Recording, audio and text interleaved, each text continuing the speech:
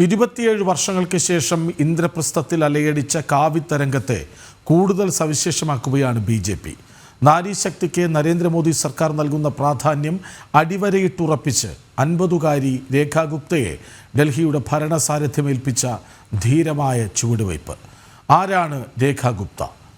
Aswathy സതീഷിൻ്റെ explainer.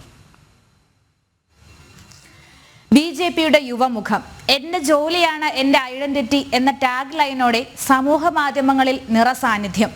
പാർട്ടിയിലും പൊതുരംഗത്തും ഒരുപോലെ കരുത്തറിയിക്കാൻ ഇതിനോടകം രേഖയ്ക്ക് കഴിഞ്ഞിട്ടുണ്ട്.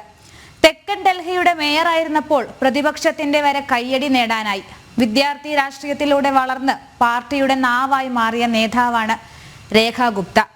1992 ഡൽഹി സർവകലാശാലയിലെ ദൗലത്ത് റാം കോളേജിൽ ABVP പ്രവർത്തകയായാണ് രാഷ്ട്രീയ ജീവിതത്തിലേക്ക് പിച്ചവയ്ക്കുന്നത്.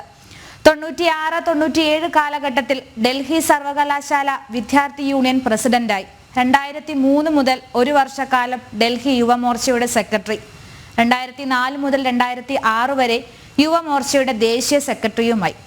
2007 ഡൽഹി മുനിസിപ്പൽ കോർപ്പറേഷൻ തെരഞ്ഞെടുപ്പിൽ നോർത്ത് പിതംപൂരിൽ നിന്ന് കൗൺസിലറായി ആദ്യമായി തെരഞ്ഞെടുക്കപ്പെട്ടു. 2012 തെരഞ്ഞെടുപ്പിലും ആ വിജയം ആവർത്തിച്ചു. ബി.ജെ.പിയുടെ ദേശീയ നിർവാഹക സമിതി അംഗവും മഹിളാ മോർച്ച ഉപാധ്യക്ഷയുമാണ് രേഖ. ബി.ജെ.പി ഡൽഹി ഘടകത്തിന്റെ ജനറൽ സെക്രട്ടറി ചുമതലയും വഹിച്ചിട്ടുണ്ട്. മികച്ച പൊതുപ്രവർത്തകയ്ക്കൊപ്പം മികച്ച പ്രാസംഗിക കൂടിയാണ് രേഖ ഗുപ്ത. അനുഭവ സമ്പത്താണ് ഇതിന്റെ കാതൽ.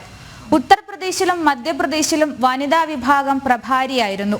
തീപ്പൊരി പ്രസംഗങ്ങളിലൂടെ ആളുകളെ കയ്യിലെടുക്കാനുള്ള മിടുക്കും മുതൽക്കൂട്ടാണ്.